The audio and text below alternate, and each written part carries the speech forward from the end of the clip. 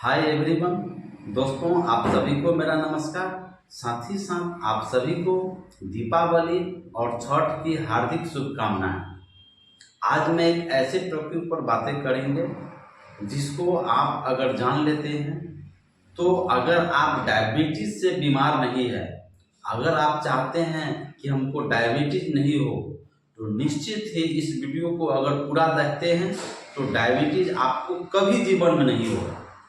अगर आप डायबिटीज से ग्रसित हैं, अगर कोई आपका मित्र, आपका दोस्त, आपका जो भी है डायबिटीज से ग्रसित है, तो इस वीडियो के सहारे आप उनको यह चीज़ बतला सकते हैं, वीडियो शेयर कर सकते हैं, जिसके वजह से अगर वो परेशान है डायबिटीज से तो उनको काफ़ी राहत मिलेगी और लंबे समय से जो दवाई ले रहे हैं उससे उनको छुटकारा मिलेगा। क्यों हो जाता है, इस पर भी मैं बातें करूँगा और कितने टाइप्स का होता है इस पर भी मैं आपको बातें करूंगा। और आप जानते हैं कि आप अगर दवाई खाते हैं तो डॉक्टर्स के द्वारा पता होगा कि इंसुलिन के कमी के वजह से डायबिटीज होता है। तो इंसुलिन को कैसे प्रोडक्शन करें, कैसे आपका पैनक्रियाज इंसुलिन निकालेगा, इस पर भी मैं बातें करूंगा। अगर आप जान लेते हैं, सीख लेते हैं, तो आज से ही आपका पैनक्रियाज इंसुलिन निकालना शुरू कर देगा और आपको डायबिटीज को आप अलविदा करेंगे। दोस्तों, वीडियो में ध्यान से देखें, वीडियो को ध्यान से देखें और वीडियो में लास्ट तक आप जरूर बने रहें। अगर आप मेरे चैनल में नए हैं या फिर पहली बार मेरे चैनल से जुड़े हैं तो प्लीज़ लाइक करें, सब्सक्राइब करें और शेयर जरूर करेंगे वीडियो पूरा देखने के बाद, क्योंकि बहुत सारा रिसर्च के बाद, बहुत सारे बुक मटेरियल्स को अध्ययन करने के बाद मैं आपके बीच आता हूँ। तो दोस्तों, डायबिटीज क्या होता है, डायबिटीज क्यों हो जाता है, चीनी की बीमारी से होते हैं। यह एक मेटाबॉलिज्म डिसऑर्डर है। इसको हम इंसुलिन इम्बैलेंस भी कह सकते हैं। तो हम लोग क्या खाते हैं, हम लोग खाना में रोटी, भात, सब्जी, भुजिया, अचार, जो भी खाने के आइटम्स हैं जो हम लोग प्रत्येक दिन खाते हैं, जो भी आइटम्स आपको परोसा जाता है, आपको मिलता है खाने के लिए, आप खाते हैं, जिससे हमारा शरीर जीवित रहता है। हमारा शरीर तो इसी से बना है ना, चावल, दाल, रोटी, सब्जी, भोजन से बना है, तो भोजन चाहिए ही। तो भोजन के रूप में हमें क्या मिलता है, कार्बोहाइड्रेट मिलता है, प्रोटीन मिलता है, वसा मिलता है ना, और मिनरल्स मिलता है। इस तरह से हमारे शरीर में मिलता है। तो जो आपका ये जो कार्बोहाइड्रेट होता है, तो कार्बोहाइड्रेट को हमारे शरीर से जो कार्बोहाइड्रेट जो हमें मिला, तो आपका जो बॉडी सेल है उस कार्बोहाइड्रेट को तोड़ता है और कार्बोहाइड्रेट को तोड़ के ग्लूकोज में कन्वर्ट कर देता है। क्या करता है, ग्लूकोज में बदल देता है।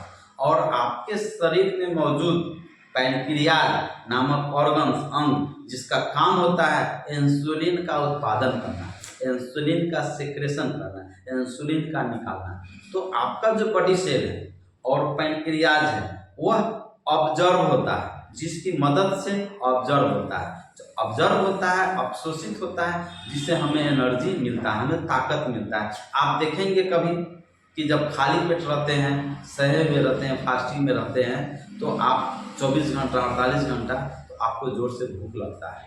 तो आप जब खाना खाते हैं कुछ ही देरों के बाद, आधा घंटा, 1 घंटा में आपको एनर्जी मिलता है। क्यों मिलता है, यही कार्यक्रम होता है, यही क्रियाकलाप हमारे शरीर का होता है, जिससे कि हमारा शरीर चलता है।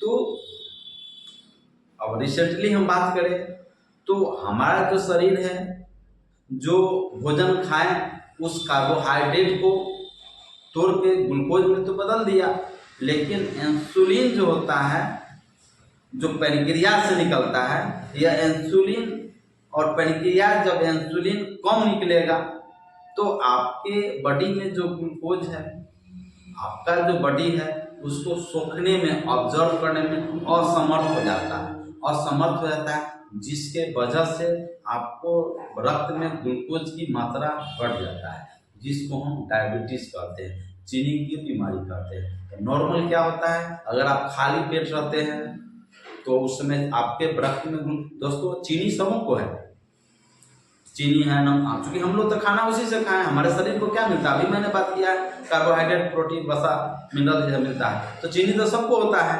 तो चीनी की मात्रा कितना होता है आपके शरीर में, जो अभी हम जांच करेंगे, आप जांच करेंगे, एक नॉर्मल व्यक्ति आदमी जब चीनी से जो ग्रसित हैं उसकी बात कर रहे हैं, तो उनको 70 मिलीग्राम से लेकर के 110 मिलीग्राम के आसपास में खाली पेट में उनको ग्लूकोज मिलेगा।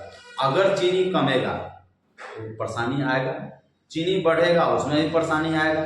तो नॉर्मल आपको रखना है, जो ये आपका बॉडी फंक्शन का काम है कि नॉर्मल रखना है। इसके लिए हमें संतुलित आहार लेना है, बैलेंस में चलना है, ठीक है।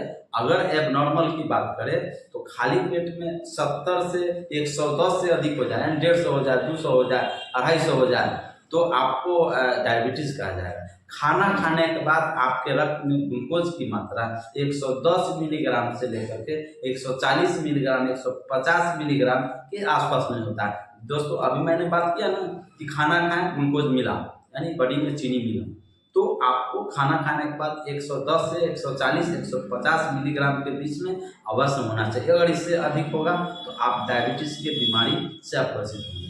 दोस्तों डायबिटीज एक बार हो गया तो आपको इसको अगर समय रहते कंट्रोल नहीं करेंगे तो आपके शरीर के सभी सिस्टम को डिस्टर्ब करेगा, जिसके कारण कुछ ही दिनों के बाद सिंड्रोम डिजीज से ग्रसित हो जाएंगे, अनेक बीमारियों से ग्रसित हो जाएंगे। अगर आप डायबिटीज से परेशान हैं तो आप में धीरे धीरे आप में मोटापा आ सकता है, या फिर आपका शरीर लीन एंड थीन हो जाएगा। आपको लक्षण क्या होता है डायबिटीज होने पर, पहले लक्षण जान लें, पॉलीफेजिया, पॉलिप्सिया, डायप्सिया। उसमें याद रखें लक्षण आएगा, डायबिटीज होगी तो खूब भूख लगेगा, ठीक है, आप खूब कमजोरी होगा, खूब प्यास लगेगा तो आप खूब पानी पिएंगे, आप खूब पेशाब होगा। यह मुख्य रूप से लक्षण है ना। खूब भूख लगना, खूब प्यास लगना, खूब पेशाब होना, रात में 4 बार 5 बार 10 बार पेशाब करने जाएंगे, इस तरह से आपको चिंतित, आपको घाव नहीं भरेगा, ठीक है। इस तरह से आपको इसमें और भी कई एक लक्षण मिलेगा जो मैं आपको अगले स्टेप में मैं बताऊंगा।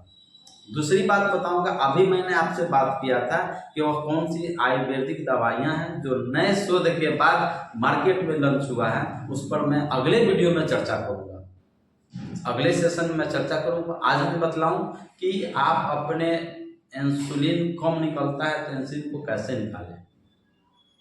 तो उसको निकालने के लिए आपको क्या करना है, फिजिकल एक्टिविटी, आपको एक्सरसाइज करना है, या फिर मनपसंद गेम खेलना है, जिससे फुटबॉल हो गया, क्रिकेट हो गया, इससे भी आपको एक्सरसाइज में काउंटिंग आता है। आप तैराकी कर सकते हैं, आप साइकिल चला सकते हैं, यह सब करते हैं।